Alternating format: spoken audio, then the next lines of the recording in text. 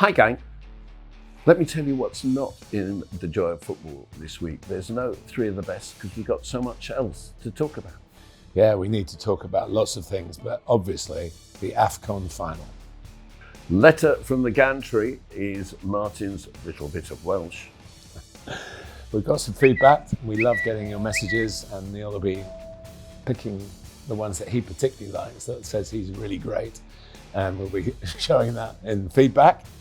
And stoppage time at the end looks at my all-time Premier League African 11 with Martin's assessments. Please remember, if you enjoy the podcast, to subscribe. If you want to get more involved, go to the Patreon and you can read us on The Joy of Football on Substack.com, where Martin's letters and my angry musings are available. And of course you can comment in various places, which will maybe get into our next feedback. You ready? Yeah, thanks to everybody for listening, watching, whatever, and the feedback. We wouldn't do it but for you. The Joy of Football podcast. With me, Neil Barnett.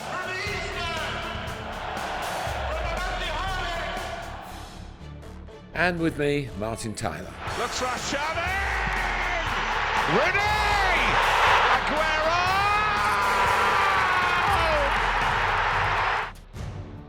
The Joy of Football.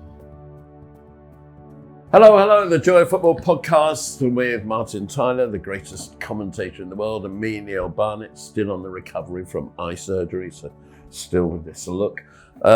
Martin, I'm going to warn you that if you say anything that annoys me, I'm going to get up and walk out and call all the production team off with me, and we'll go to my dressing room, and we won't come out unless you come and say something nice. I'll play Sadio Mané then. Because we've got to talk. We've got to start by that, haven't we? We need to talk about, there are 4 items that we need to talk about today, and the AFCON final is the first. Have you ever seen anything like it in your life? And more importantly, what are your conclusions?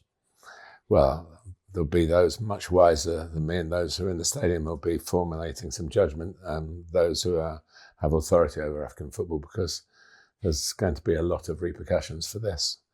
Now, I've seen teams walk off for reasons that you would understand, racist abuse, and I think that's always garnered proper support. For this, the circumstances are unique. I think that's why it's something that we haven't seen before. The general feeling about tournaments, not just this one in Morocco, but the home team gets a little more than an even break. And England won the World Cup playing all their games at Wembley, which they weren't supposed to do. The semi-final was supposed to be, I think, at Goodison Park. And there is still fury in Italy over defeat to South Korea in the 2002 World Cup. But this was so precise, and at such an important time. In the last few minutes of the game, of the 90 minutes, the goal that was disallowed, I don't think Senegal goal. That was disallowed. The Senegal goal. I don't think it was a goal, because I think the whistle went before the ball went into the net, so there was no power to overturn that. That's why there was no VAR shown on it. The foul on Hakimi was called by the referee as it happened, and he wasn't to know that it was to hit the post and go along the line, or where Ismail Assar, I think it was, who put it in, from Watford, ex-Watford, now at Crystal Palace, or how they'd love to see him back. And then the penalty, which wasn't awarded on the field, and I've always been very suspicious of judgments made on slow motion. The slow motion was absolutely irresponsible. Old football commentators like me have been making judgments on slow motions for over 50 years, since slow motion ever became a technical thing. So we know a thing or two about what to look for and what to, not just me, the whole profession of the senior end of it, and the young ones. That's our job, to talk over replays or look at replays alongside our analysts and co-commentators. So it didn't look good. I didn't think it was a mistake. I would say it was a mistake. And then, of course, after the decision was not given before VAR, Brahim Díaz, who became the centerpiece of this, made such demonstrative appeals for it to be evident, for a penalty to be given. Well, VAR was there, so why is he doing that?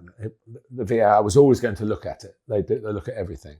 So why did he behave I thought that was unseemly, really, and that added to the sense of injustice that Senegal were feeling. But there's no excuse for what then followed. I mean, with Pape Gueye, the coach, basically telling to his players, we're not going to play, we're going to go off. I don't know what his long-term plan was, never to finish the game, have the trophy handed to Morocco by default. He's apologised. Yeah, well, to be fair, my non-league experience in the dugout is never quite at this kind of level, nothing like this kind of level, but it does kick off. You lose a sense of judgment, you lose a sense of perspective, you lose a sense of the bigger picture, what the game would lose from your selfish actions for your players. I'm not excusing in any way what he felt. I'm explaining, I think, why he felt it, and what he felt then was obviously his own decision to do. Enter Sadio Mané, who got a long talking to from his old manager, the old the French guy with the long hair. I didn't see that. I can't remember his name. If he got good advice, and then he went down the tunnel and he got them back out again. Yeah. He hooked them back on. By the way, we haven't got three of the best today, but can we just say a word about Sadio Mané? Because he has given huge percentage of his earnings to building hospital facilities and facilities for deprived children in Senegal. And I'm not a religious man, as you well know, but if anyone's a saint, and he did play for the Saints, by the way, but if anyone's a saint, nice one, then I think in this time of not a good look for African football, I think he is the best possible look for African football. They're desperate for him to play again, aren't they? He said it was his last tournament, and I guess he probably would want to go out winning the trophy, but not maybe winning it in the way that your country behaved in the final. So maybe he will play for longer. But his part in this must not be overlooked. I mean, if anybody deserves a Peace Prize, it's Sadio Mané, because he brought order, and I'm sure there are others involved. And I gather from what's come out since it happened that there were disquieting voices in the dressing room saying that we should be finishing this. And then, of course, they expected, with what turned out to be the last kick of the game, they expected to lose. So they went out to lose, except for two things that happened. I mean, Édouard Mendy, a goalkeeper you know well from his time at Chelsea, did everything possible to put pressure on. I thought he was lucky not to be sent off, man. Yeah. Because he got booked. He got booked right at the beginning of all the hullabaloo.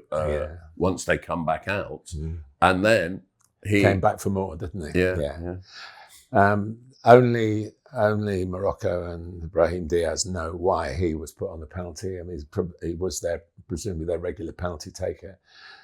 But to do what he did, I mean, I thought somebody you and I know well, Efan Akoku, who was on the commentary for British television, described it excellently, because there was some sort of suggestion that, maybe in the interest of fair play, they had seen the replay and whatever, and he deliberately missed it. I can imagine that's 100% incorrect. He didn't want to miss that, and his anguish afterwards, he was substituted early in the extra time, which duly followed. Why? It's 50 years this year since Panenka took his famous penalty. And 50 years since Morocco won the so they're tied together like that.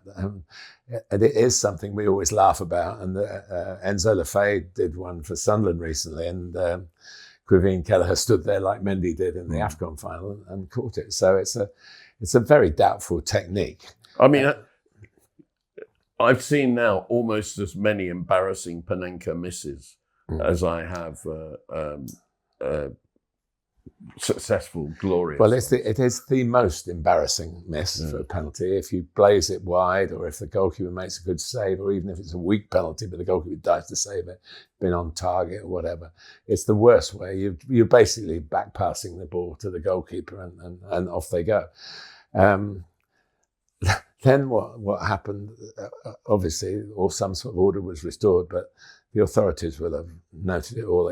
It's what the punishment's going to be, I think we're going to wear. I mean, there's been suggestions that Senegal should be banned from the next tournament. I think there'll be quite a bit of support for that, although that will punish not the individual players who made the decision. I think the coach will have to. There will have to be a serious punishment for Pape Gueye, because he was clearly the one who made it all happen.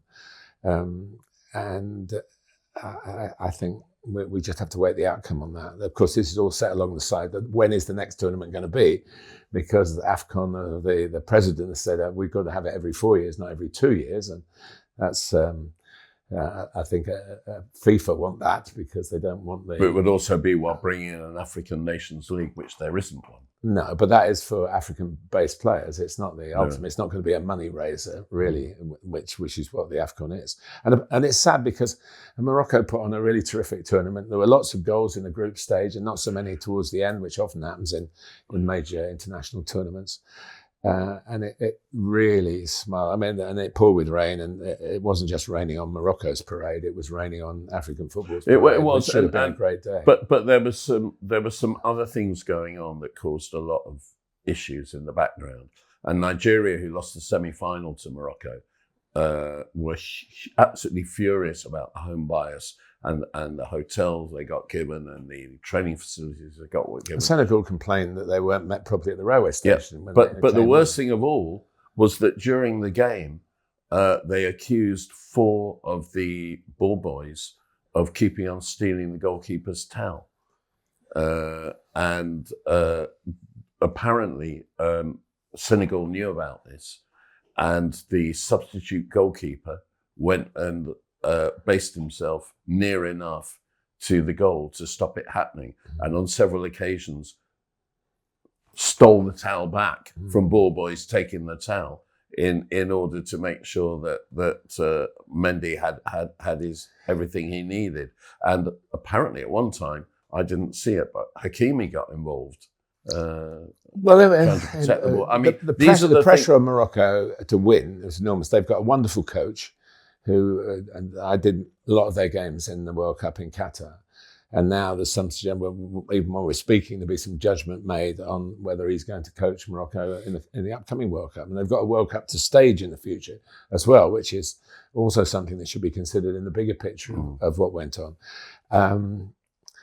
But if it's taken to a court of law, is there enough evidence? If there is, then the other countries should do it. They should go to AFCON and say, this is why we were like this, and maybe some mitigating circumstances. I certainly don't know enough about that to say that should happen. But I do know that if you're playing away, everything you feel goes against you. Or the referee, in non-league football I've been coaching, but the ref's talking to their team using their first names. You know, he knows them all. And you start going, oh, this is suspicious. And what county does he come from? Or we're playing down in the West Country somewhere. Oh, well, one of these West Country counties. Well, of course he's from relatively local, because otherwise it would cost them a fortune to send somebody down from Newcastle to referee at Weston-super-Mare or somewhere like that. So, but those things get into your head. You feel this was the most extravagant and I think unforgivable way of that happening, because African football, all the time, I've been commentating a long time, as you know, but most of those years people say it's going to be an African nation, they're going to win it this time, the World Cup. And the players have the talent to do it. I mean, there's so many African countries.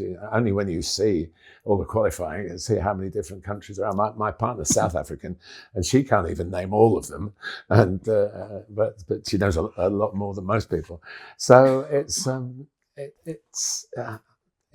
such a shame, because we tend to have some sort of running order here, but we spoke as soon as that kicked off. Well, we have to start with it, and my personal view is extremely sad. It is explainable but not excusable, and the proper punishments have to be meted out. And well played, Sadio Mané. End of. Yeah, and it was, for the most part, not a bad game. It was 0-0, but it was not a bad game. And the tournament had been praised in to extreme, that it was a really good tournament up till then. One other thing that I must mention for the British audience, or the English audience, home counties audience, Pape Gueye scored the winning goal. It was a wonderful goal, out of keeping with what happened before. 25, 30 yard. Yeah, brilliant top corner. Beautiful television pictures of it. For about a day and a half, I've been told it's a little bit longer than a day, but Wikipedia says it's a day. He was a Watford player, and he signed, they did all the formalities, and then something happened, I think the change of an agent for the player, who decided they wanted him to go somewhere else. So Watford had him, I think, put some kit on him, and then they sold him for a profit, though he'd never kicked a ball for the club. And they might have missed out from what we just saw in the extra time. But that was a few years ago when he was a young player. So he was technically, Watford was one of his clubs, but for a matter of hours, maybe days, but nothing longer than that. So there you go. Brilliant. Let's move on to the Premier League. We had an unusual podcast last week, which we're going to refer to a couple of times during this one, with Mickey Thomas, in that it focused very much on two games that had taken place at the weekend: the Wrexham win over Nottingham Forest and the Manchester United FA Cup to games, Brighton. And we're going to have a look at games this weekend again that have just passed, because it was a really unusual weekend in the Premier League. And as we talked, there's still one game to go. But there were, of the 9 games played, there were only 14 goals. There were an awful lot of shutouts. There were a couple of 0-0s. None of the top 6 going into the weekend won. None of the bottom 5 going into the weekend lost. What did you make of this extraordinary weekend? Well, it's easy to take a small sample. Before I became football person, journalistically, I worked for a market research company when I left university. That was my first job in the real world. And one of the things was taking surveys, writing the questions for surveys and taking samples. And I know a lot about the size of samples. So this is not a big sample to make too many really damning conclusions or praising conclusions from. Only a couple of years ago, when we were starting the podcast, we were saying how wonderful it was that the goals per game was up over 3 goals per game, and there was a lot of attacking football, and what's happened to them? No defenders here, and we don't breed defenders anymore who can actually defend, and goalkeepers are better with their feet than with their hands, and all this. So, and that was over a big sample. That was over a whole season. So I don't think there's a crisis in this, but it always strikes me. I'm not a betting person, but I always think one of the bets that you would never do if you were a betting person is both teams to score. Because it doesn't happen very often, as often as you think that happens. And this was a weekend where did it happen maybe once? No, Liverpool won, Burnley won, Sunderland 2, Palace 1, Tottenham 1, West Ham 2. Out of 9 games, 3. Anyway, the conclusion, Neil, is that it was, I suppose, there have been a few articles written about why centre forwards don't score anymore and the type of football. Are we going to put this lack of goals down to the type of football, cautious football, making sure we keep the ball? I mean, not many teams scored 2. One of them was West Ham, who put Callum Wilson on in the 89th minute when they were, and it worked in the sense that he got a typical Callum Wilson goal from a corner that just dropped, and the goalkeeper was complicit in this. But only a Callum Wilson would have knocked that into the net. I'm telling you, there wouldn't have been anybody else alert to do that, even though the ball was almost on the line. So that you can't say that was let's have a real go to try and win this game. West Ham need to win games, and they did win the game. But there are maybe issues with Callum Wilson, whether he's going to stay or go or whatever. But in the end, sometimes you've got to look at players and say, that's what he does, and that's what he did. So, odd, I think. odd and a little bit concerning, and something we should keep an eye on as the games go forward, to see whether it is because of the type of football being played, or simply because we come to a weekend where maybe the players are starting to get the hectic stuff out of their system and weren't quite at it in terms of, it was nearly 0-0 at Leeds, wasn't it? Mecha scored a wonderful goal. Yeah. From getting the ball wide, crossing it and scoring. Maybe we don't have enough crosses, that we thought the crosses were all coming back. I'm fascinated by this Manchester United, we've got our DNA back. Well, when you've got Cole playing up front with York and Sheringham playing up front with Solskjaer, the two forwards, then you've got your DNA back. You know, and that didn't happen. They played counter-attacking. Football played it very well. It was an excellent Man United performance. But I want to see football with two forwards, because that's the way I think that gives you the variety in the game. You can play long with some sort of certainty. Brentford played two forwards against Chelsea, both home and away. And away this weekend, Brentford played 4-4-2. I've not seen them ever do that. And they should have. They should have won by distance. But they missed their chance. So that's another factor. But I want to say this. I think that we need to praise where praise is due. And I think praise is due. We are the joy of football. Yeah. I think praise is due to a lot of managers of the struggling clubs. Because one of the things that you said is people can't defend anymore. Well, that's why we've had a lot of goals. I think that Rob Edwards has sorted Wolves out defensively. So they're making life hard for the teams above them. I think that Scott Parker came into the season with the best defensive record ever, winning the championship, and he's got that going again. I think Nuno Espirito Santo is doing it at West Ham. Sean Dyche is doing it at Nottingham Forest. And contrary to a lot of expectations, Daniel Farke is doing it at Leeds. And I think the bottom clubs are looking, that's the 5 bottom clubs, none of whom lost, coming into the weekend, are looking stronger. Leeds clean sheet, Wolves clean sheet, Forest clean sheet. West Ham conceded 1, Burnley might have conceded 2 because Szoboszlai hit the bar from a penalty, didn't they? So those things happen. But that's looking at it. You're right. You started your sentence by saying that, that it is looking at it another way. And listen, the league, I've always believed that you treat football as what it is, respect it as what it is. Yeah, if you have debates about this, that and the other. But the amount of work that goes into every Premier League game, you can't just throw out disrespectful comments and say, not that we are doing that. No, but the only other thing I would say to do that. On the other side of the coin is, we've talked about this before.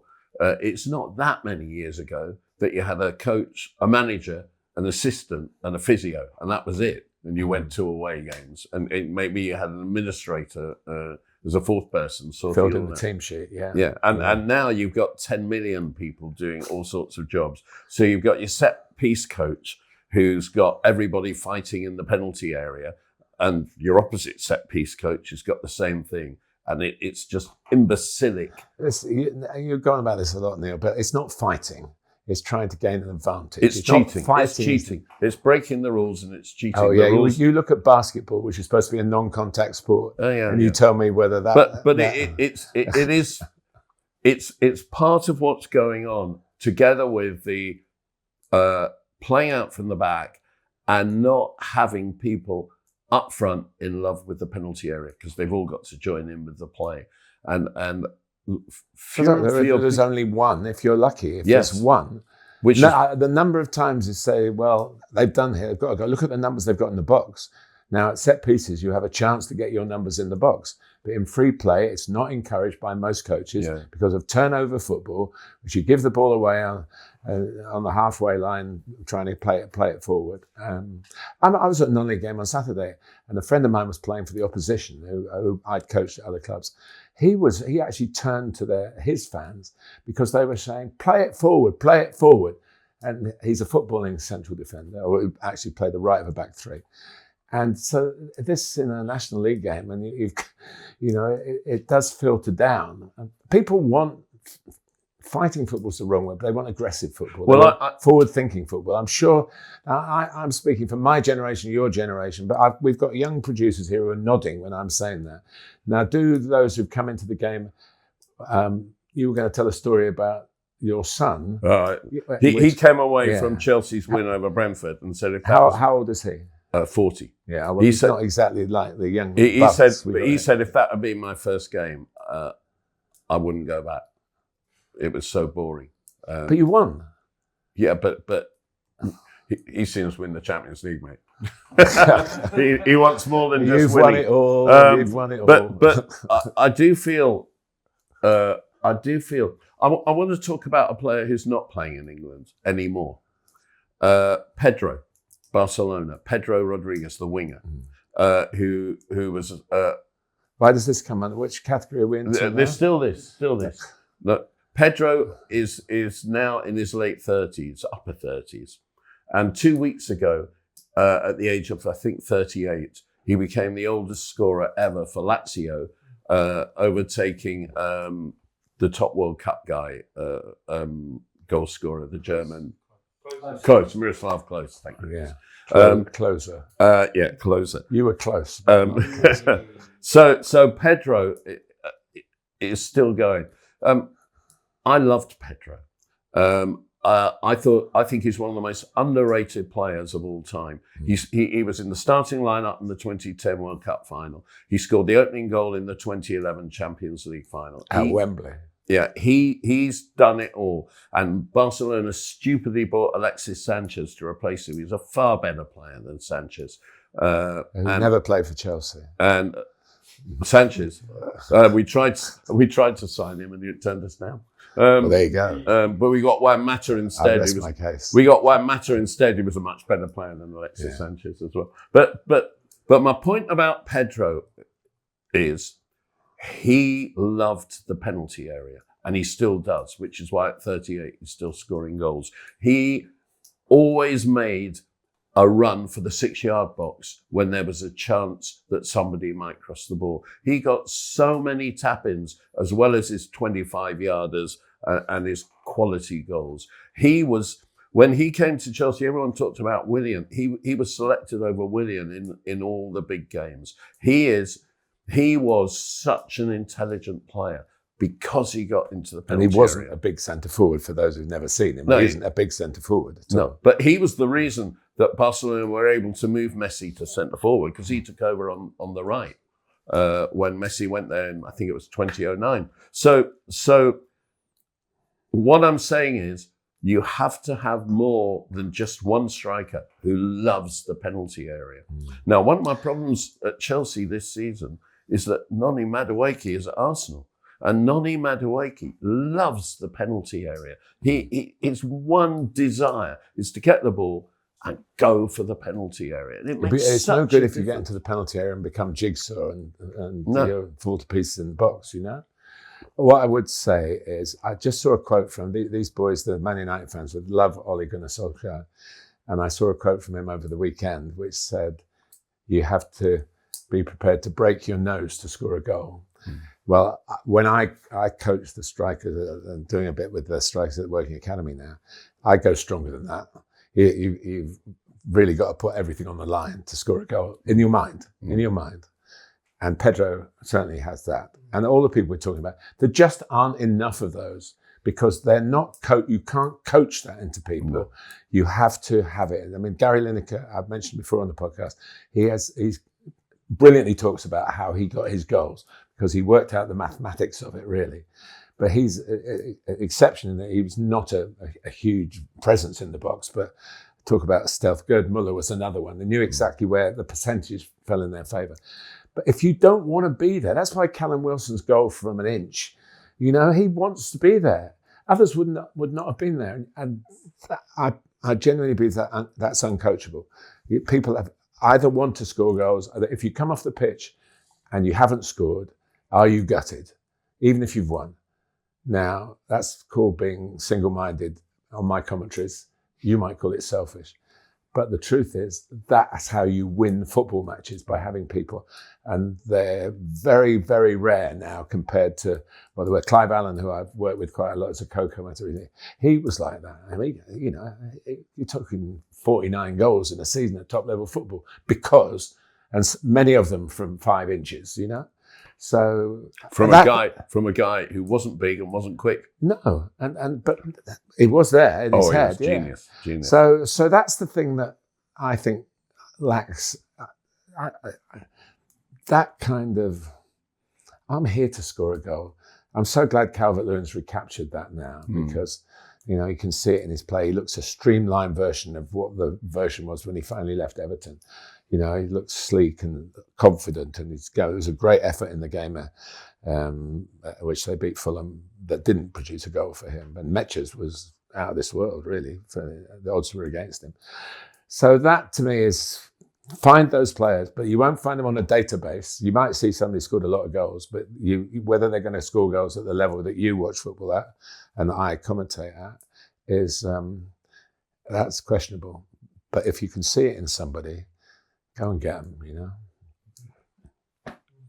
Haaland loves the penalty area. Yeah, I mean, absolutely adores it. I don't think he's too fond of the rest of the pitch.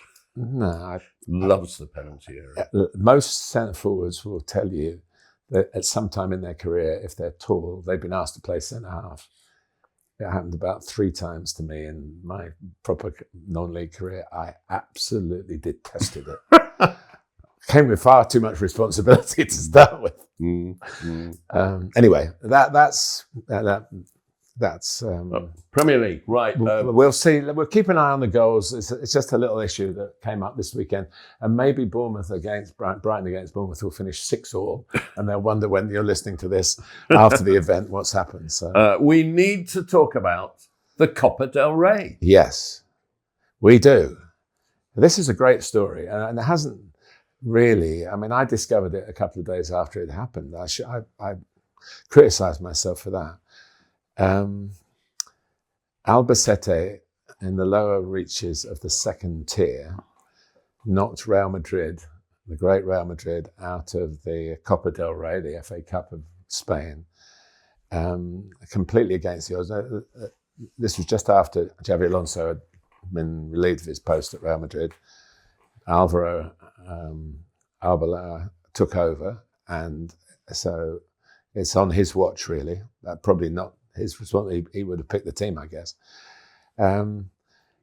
But they had a player.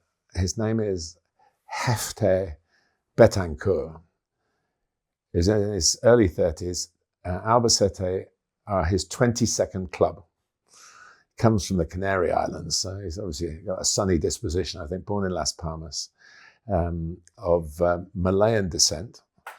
And he had a go in Spain, and then for 7 years he was away. He played in Austria and Romania and Greece. In fact, I think he's on loan at Albacete from Olympiacos in Greece. So he came on as a substitute and scored twice in a 3-2 win. The winner was right at the end, but he looped it over Lunin, who was in goal. And 58th minute he came on, I'm reading my notes. And it was a foggy night as well. There was a bit of drama around the sort of almost a sort of Halloween type. And Albacete had never beaten Real Madrid, ever. So now that they've not only beaten them, they've got a hero who's come talk about stepping out of the shadows to score these goals. And the best line that I could come up with, Albacete is the city of cutlery, and they put the knife into Real Madrid. So well played. And I tried to find out who they've drawn in the next round, so I'll be following them into the progress if they make it further forward. But an unforgettable night, and it is on online if you want to go and see it. I haven't done it justice, really. And these are all such great stories, like last week with the FA Cup, that just elbow that Super League stupidity of a few years ago into touch. Okay, we have to talk about, yes, there's another one we need to talk about. Where will the English centre-backs go? I am pretty comfortable with Gueye and Konsa at the moment. I like both of them. I think they're good players. I think they will give England good opportunity in the World Cup. But if one of them gets injured... Actually, I saw Gary Cahill in our Munch and Wiggles coffee shop where we've done the podcast from. He looks in good shape, really. But I went through the centre backs from the weekend who played and who is English and who played. Ezri Konsa, Mark Gueye. Mark Gueye obviously didn't play, but would have played if the circumstances were different. Lewis Dunk, we assume, will be playing for Brighton against Bournemouth, and it's still very much. How old is he now? He must be. It's 31, 32 maybe. I think he's older. But that's not old for a centre-half, No. by the way. Then you've got Harry Maguire, who's still, and may well get more football now under Michael Carrick, and will be fresher. And is I'm playing in the back four. In the back four, and be hugely experienced for all the demands of the World Cup, and a good tourist. Trevor Chalobah of your parish. Then James Tarkowski. Chalobah's played once for England, I think, yeah. James Tarkowski had a couple of caps a few years ago with Everton. And you could put Michael Keane didn't play because he was suspended, but he is of the same vintage. He's played more for England than James Tarkowski. And these are solid presence who could come in and do a game for you as a backup centre-back. James Justin played in the back three for Leeds, which is not really, he's been capped. So he's, but not, I think, as a fullback, but he played in the back three. So if Tuchel can play with the back three, he'd be a candidate. And if there was a back three, you'd have Luke Shaw, who I've known for a while, who still harbours ambitions to play in another World Cup and is playing regularly been playing regularly for Manchester United in a back three. So now he won't be playing probably there, he'll be playing left back. Even Kyle Walker's been playing, who can play as a right in a three, and still got plenty of pace, still Premier League regular player. So Rhys James has played in the back three. Yeah, that's a good shout. I add to that these who played at the weekend, who Bashir Humphrey, who's he's signed by Burnley now from Chelsea, who's playing regularly. Yeah. And Burnley, we've mentioned already in the podcast, have tightened up. Tosin Adebayo, who was born, I think he was born in Paddington. So although he started at Manchester City, he's a London boy, and he has other nationalities he can play for, but he hasn't. He played for England at under 21 level, so he's a candidate. Max Allain is 20 years old, who's a real rookie, but he's English. His dad played cricket for England, and he played in the Manchester Derby and has started the last 3 or 4 games for Manchester City. Another who's played under 21 football. And one that probably doesn't get much of a mention, James Hill of Bournemouth. Obviously, I'm assuming he's going to play. He's played in the last 3 Premier League games going up to, obviously Bournemouth are playing after we're recording this podcast. But he's a fullback. His dad was a pro. And he's not bad. No, and he can play, I can imagine him playing a 3 as well, but he can play right back as well, but he's centre. So we're ruling out, at the moment, Dan Burn and John Stones, who are both serious candidates, are injured. Levi Colwell as well. Yeah, and Levi Colwell, that's a good one, of course, yeah. Joe Gomez is someone with international experience who doesn't get picked. But he's probably seen maybe more. Well, I don't know. He gets picked as a right back because everybody's played at right back for Liverpool this season. And then we've got Fikayo Tomori, who's not playing in England, who has played for England.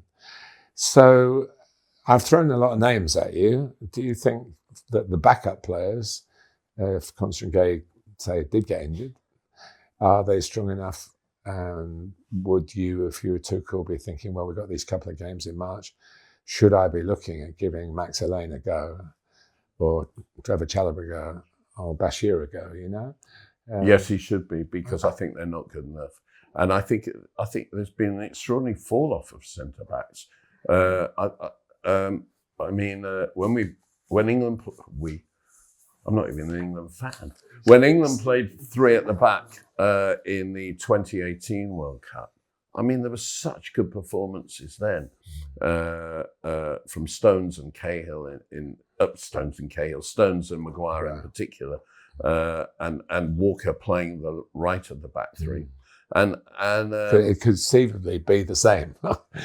They're all available. Well, Stones hasn't played. No, I know, but sometimes, I mean, Yeah, but we always say, they played 40 odd games for their clubs, 50 games and 60 games in Chelsea's situation. So they'll be, if they come back in March and April and they're fresh and ready to go, they don't want the season to end. So. Maguire did play well against Manchester City, and certainly in his time he's been a good player.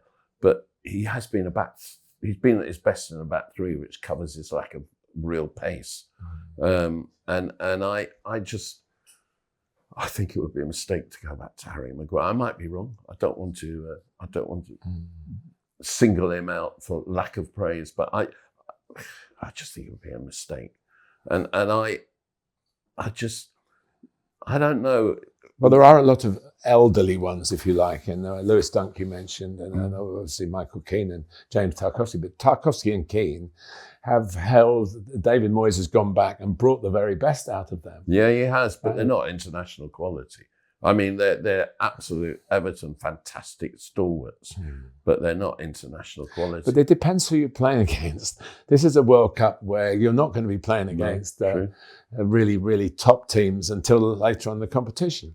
So, yeah, if Croatia, for example, have got clever forwards, that might be difficult for them.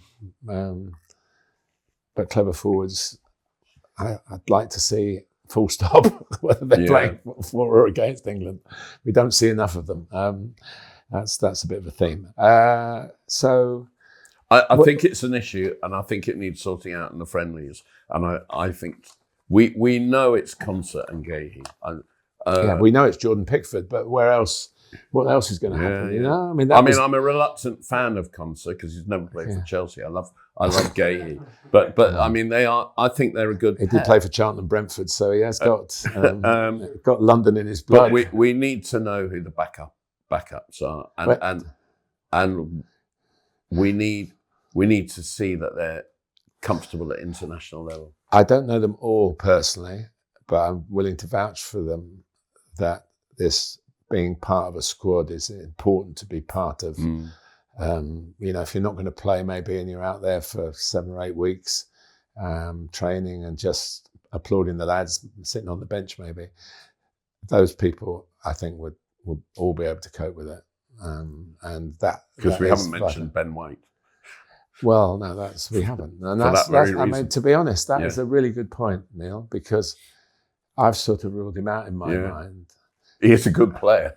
Yeah. But apparently he won't be joining Manchester United in the window now that Steve Holland's on the coaching staff. That's a bit of an in-joke. I'm sorry. I apologise to Ben if it's not true. And so we come to the end of we need to talk about. We move on. Yeah. This is the time that you should subscribe if you're enjoying what we're doing. And you should know that there's lots to come up. Depending on how long we give ourselves. But right now, it is Martin Tyler's letter from the gantry. Letter from the gantry. As always, thank you, Neil. The captivating guest appearance on The Joy of Football from Mickey Thomas reminded me that Mickey played for Wales in the first of some 350 England matches that I've commentated on. It was an away game at the old Ninian Park Stadium in Cardiff. The fixture was part of the now forgotten Home International Championship, but also seen as vital preparation for the upcoming World Cup finals in Spain, which were less than 2 months away. England's first appearance in the finals, incidentally, for 12 years, having failed to qualify for 1974 and 1978. Ron Greenwood's England won 1-0. The goal in the 74th minute was in club terms an all-Manchester affair. United's Brian Robson playing a short free kick, which was thumped in by Trevor Francis, who was coming towards the end of his only season with Manchester City. Mickey had been taken off by then, a decision made by England. Mike England, the manager of Wales. I was born in Chester, very close to the border with North Wales. On my mother's side, the family name is Jones. But the Tylers came from Surrey, and my time as a Cheshire resident can be measured only in months. My dad had a shop in West Byfleet, and living over that was where I spent my childhood, where I watched and devoured the 1966 World Cup, especially the final, and went to Wembley as an England fan as often as was practicable. But there were Wales connections. My favourite player as a youngster was Ron Davies from Flintshire, on the Welsh side of the border, the high-leaping scorer of so many headed goals, who would find fame at the top level with Southampton and internationally with his home country. But I had seen him well before then, playing for Chester as a teenager. And also the last of his 3 seasons with Norwich City, before he left for the Saints, coincided with my first year at the University of East Anglia, the campus, of course, in Norwich. After a few months in my first journalism job, I was given the offer of a first player interview, my choice. It was Ron. The article followed. Ron Davies, Saviour of the Saints, was the headline. I tell you all this because a couple of years ago, my Chester-based cousin Alison delved into our family tree and discovered that though my parents and grandparents were all English, one of my 8 great-grandparents was from Wales, Welshpool to be precise. It could explain why I'm such a big fan of Gavin and Stacey. That knowledge might have been useful on the day when a real privilege was entrusted to me by a Wales team manager, Gary Speed.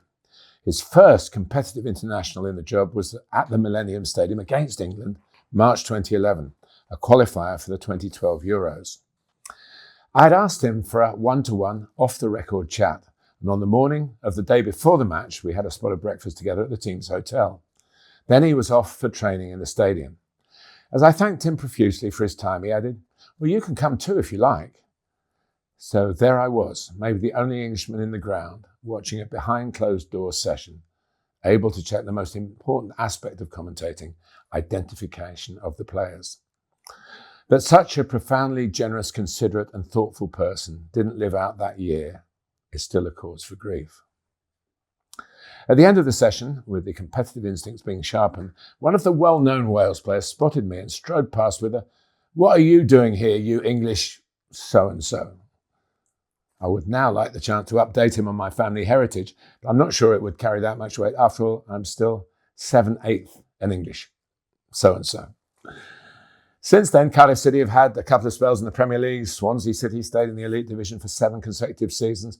Covering games at those clubs has always been very pleasurable.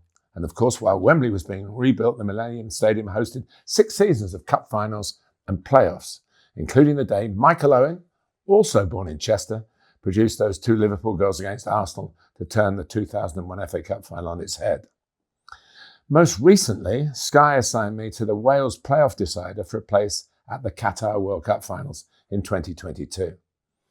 As a youngster, I closely followed the 1958 edition, when a quarter of the finalists came from the United Kingdom, England, Scotland, Northern Ireland, and Wales. All but Wales had qualified since. It was a tricky commentary because the opposition was Ukraine, a nation forced into conflict only months earlier.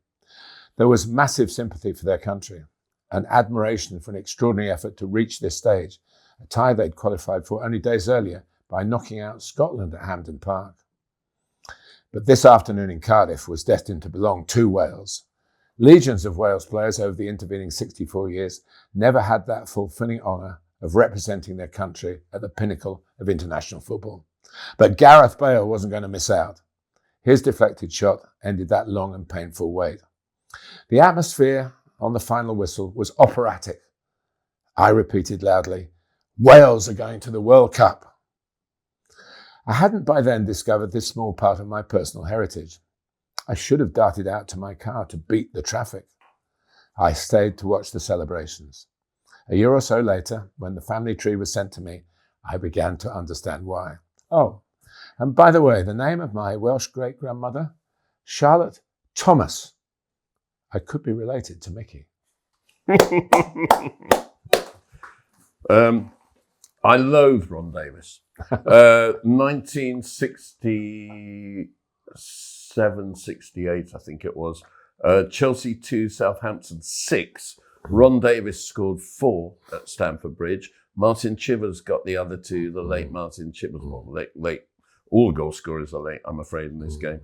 Got 2, and Peter Osgood got 2 for Chelsea. Ron Davies was a fantastic A little player. story for you, Neil, and for everybody listening. To bolster that interview that I did with Ron in the early 1970s, Martin Chivers was already a Tottenham player. My first coach at Corinthian Casuals was a guy called Pat Welton. So this is 68, so 3 or 4 years before. And he'd gone to work for Spurs. And so he was obviously a much better coach than the level I was playing. So I said to him, look, just to make this article a little, it was my first one, you know, do you think I could speak to Martin Chivers about playing with Ron Davies? Pat went, I'll ask him for you. And, you know, I mean, Martin sort of moved on. And anyway, the message came back. Martin this is his home number, because no mobiles, and then the only way he could get hold of him. But you've only got 3 questions, was actually what he said. What he really meant was a couple of minutes. Yeah. So Martin picked up the phone, and I said something along the lines of, look, my first article, but I wanted to speak to the greatest of players that's played alongside Ron. Now, I said that genuinely meaning it, but it obviously worked in a wider sense. 25 minutes later, we were still chattering away. And I obviously got to know Martin when I moved up in the commentary world and commentated on playing for Spurs. So he was very helpful, and I was very sad when he passed away so recently. So yeah, that was all part. That was a wonderful team, because they had Mick Shannon, who was such a live wire player and became more of a central player, a goal scorer, but played on the left. And Martin Chivers and Ron played through the middle, and that's what I call a partnership, you know. Well, we're talking, as we were earlier, about defending. A young Chelsea centre half that day was Colin Waldron, who didn't cut it and got transferred to Burnley, where he played over 250 games and had an excellent career. So Burnley, with their defensive line there, benefited from that. The only other thing I want to say on something that you said that really resonated with me. 2 of the away games I've been to this season, one to Atalanta in the Champions League, which has a stadium that holds almost 30,000, 29,000, only 20,000 there. And Cardiff in the Carabao Cup. And that holds somewhere around 30,000. And there were 30,000 there. And looking around... That's, of course, not the Ninian Park. That is the Cardiff Stadium. The new one. Yeah. And newish. And looking around that stadium, and it was only about 2 weeks between the games, I thought to myself, this should have as much potential as Atalanta. Cardiff, a well-run Cardiff could do what Atalanta have done. Get on with it, boys. You know, girls, sort it out. Well, part of the problem is that it's very hard for the clubs outside the very elite to make sustained progress. And that's why, you know... Well, that's why Atalanta is a miracle. And that's why Bournemouth is a miracle. Yeah. And Burnley it's a town team, is a miracle. But you can only... It seems that it's stacked against you going too far. Because of vested interests. And the system, look, I'm not accusing anybody of it, but the system is designed to perpetuate and to stop elimination. And the counter-argument to these teams being able to continue to be rich is, if they were not under some restriction, they could go bust. Somebody could come into and own a club of the elite variety, and the whole thing could go up in flames. And it's a protective measure, but it protects more than just the existence of the club. Letter from the Gantry, which you can read, of course, when I get up to date. But you can read all the old ones, or at least a lot of them, and all of them when I get up to date, when they're posted on our Substack.com site. Which goes under the name of The Joy of Football as well. Have a look at that. Martin's letters and my anger about anything that isn't how I want it. Right, talking of things that are or aren't how people want, we're going to have a little session of feedback.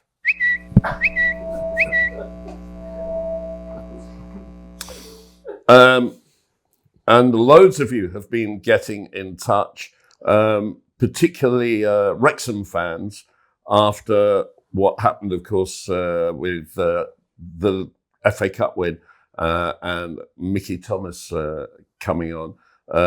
Here's a couple. One from MDR. When Wrexham beat Forest on Friday, I was ecstatic. As a Wrexham fan, beating a Prem club on my birthday was the best present I could have dared wish for. I thought that would be the upset of the FA contest. Little did I know that Macclesfield were about to say, hold my beer to Wrexham and destroy CP, Crystal Palace, from the lowly depths of the 6th division. I could not be happier, though. Go on, the Silt lads. What you did was historic. And this one, which, here we go. This is from Jonathan Hughes.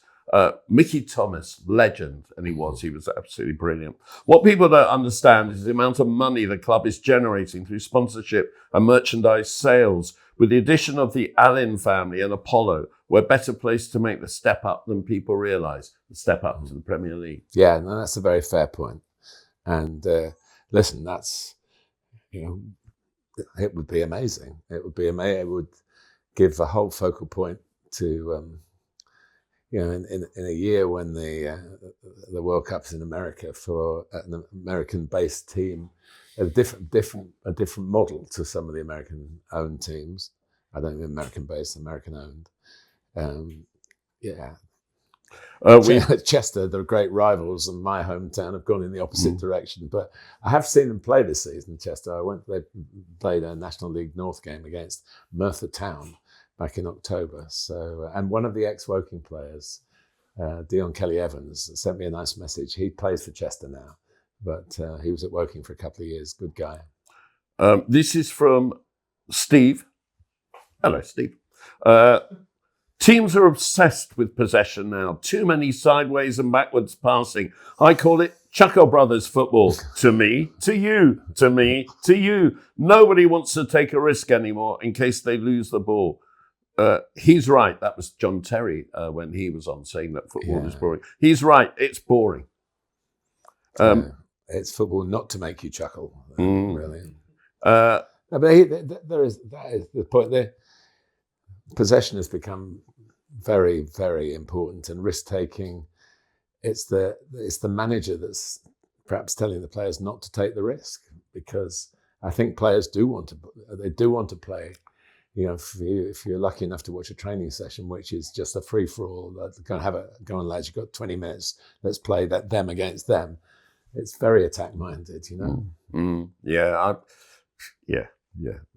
We've discussed that, and it's painful, but thoroughly agree. And I like to me, to you, to me, to you. Yeah, and in your own half, to me, to you. Yeah. That's the centre backs have these wonderful stats for completed passes because they just pass to each other. Yeah.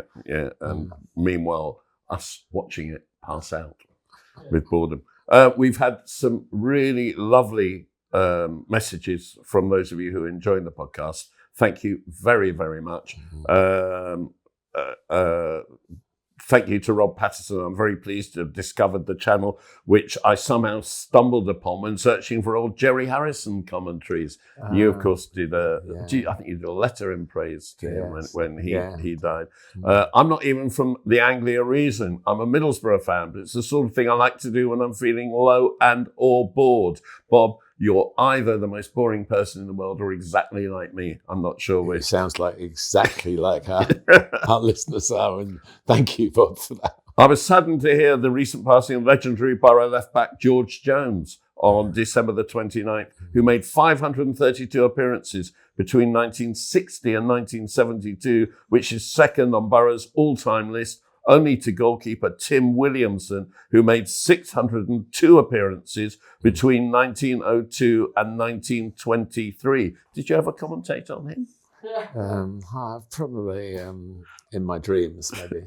I used to think about Middlesbrough, that if there are Middlesbrough fans listening of a certain age, the player I really loved commentating on was the centre-half Stuart Bohm, because he headed the ball like a boom. You know, it was one of the old-style centre-halves, and the number of times I'd go, boom, away, boom is there. So he was a boon. Was Bohm? 50 bloody years he's been commentating.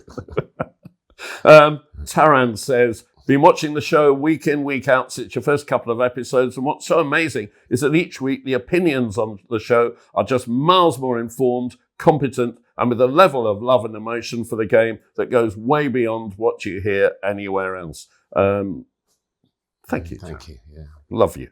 Okay, that's feedback this week. Thank you very much for all your messages. I was going to do a voice of passion, but I think we've had enough passion in this show already.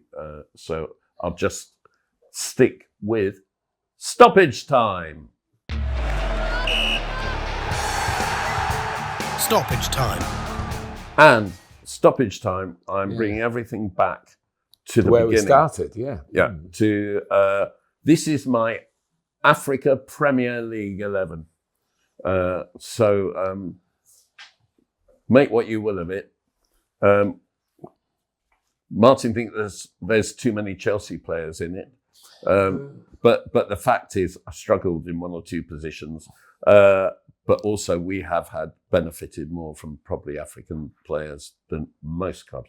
This is my Africa League 11. I've gone in a 4-2-3-1 formation. I apologise to the philosophers who would rather have 3-4-2-1 or 3-4-3, but you can all bog off and get a life. There's something wrong with your selection that only has Riyad Mahrez as a sub. Yeah, that was my argument with you. Yeah. You have to, and you are the one who says we don't have a philosophy. We get the best 11 players and put them into a system. But he can't. And you can't find a system. No, I can't. That got Riyad Mahrez in it. Well, I could probably go 3-3-4. Well, get him in.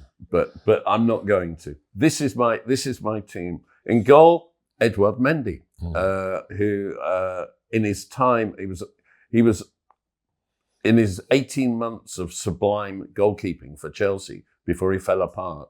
He won the FIFA Player of the Year, the UEFA Player of the Year, or Goalkeeper, sorry, FIFA Goalkeeper and UEFA Goalkeeper of the Year, won the Champions League, the Club World Cup. He did not bad. My back four, By the way, and was the goalkeeper for Senegal in the final we discussed, just in case people weren't aware of it, and saved the Panenka penalty. Yeah. My right back is Laurent of Arsenal, who was the right back in the Invincibles, Cameroon, of course. Do you know, I think he was a really overrated player. The first time I ever saw him play, I think... So you've said he's overrated and he's in your Sorry, team. underrated. Underrated. Sorry, let's say overrated. Player. You did say overrated. I think the first time I saw him play, I've got a feeling it was for Monaco at right wing. And he was a very good player then.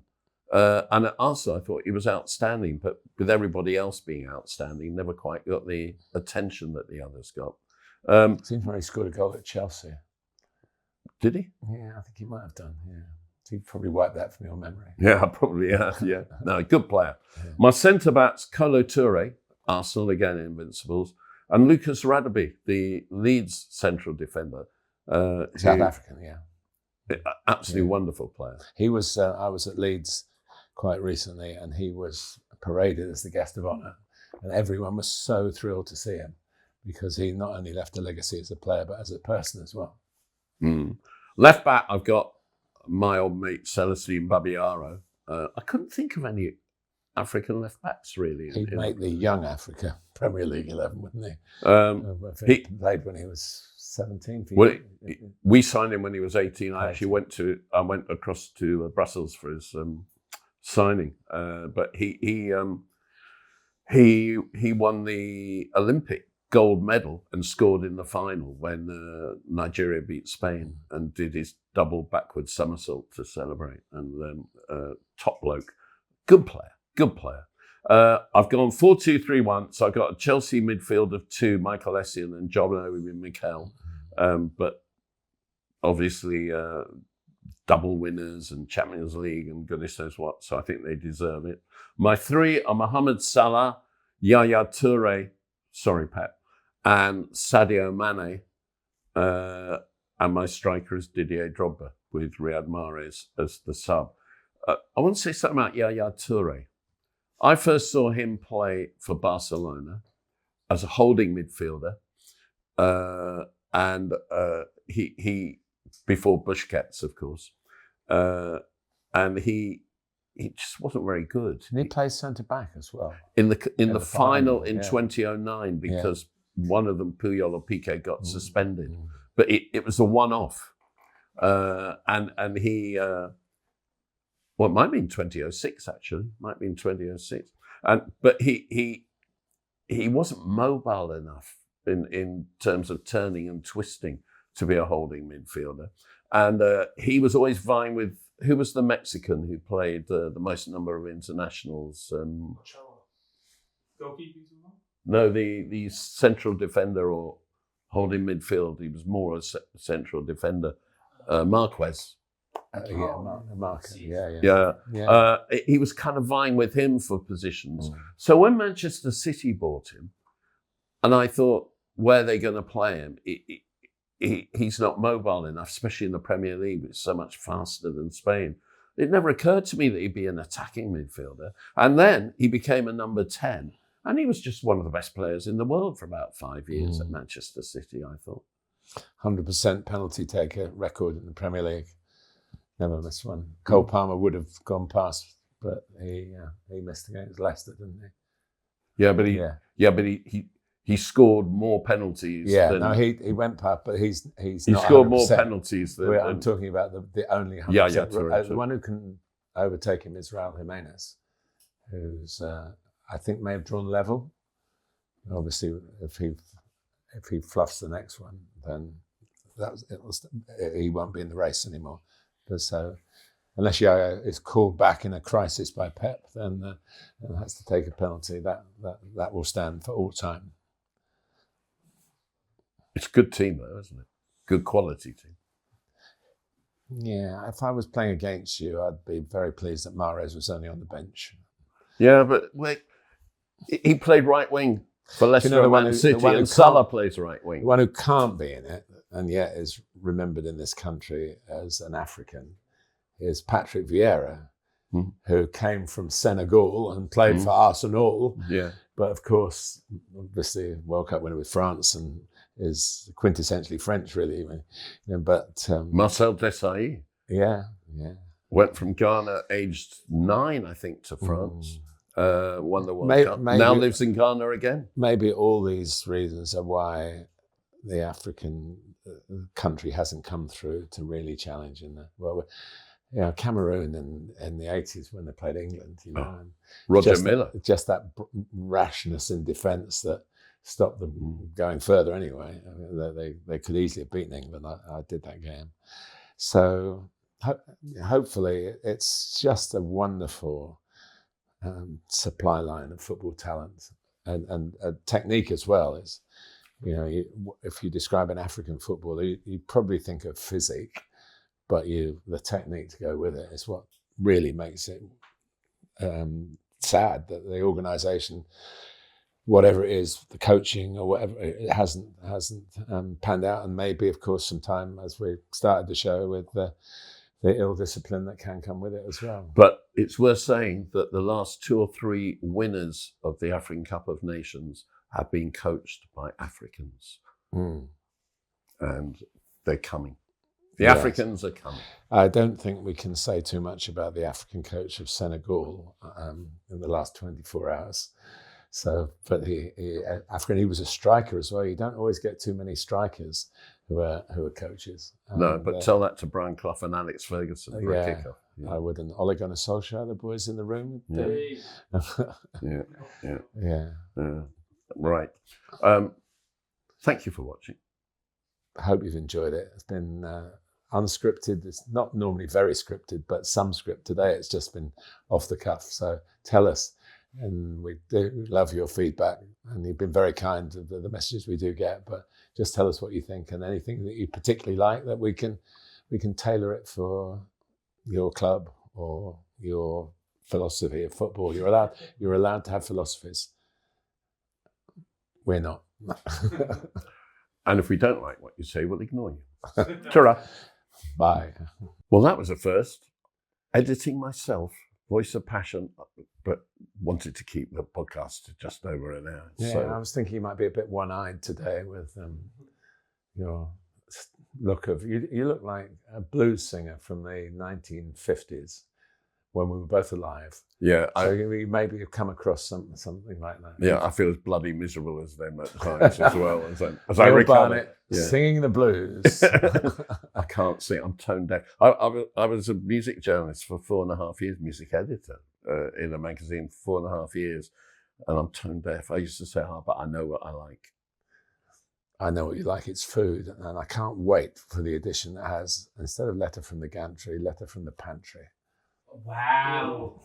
Wow. Wow.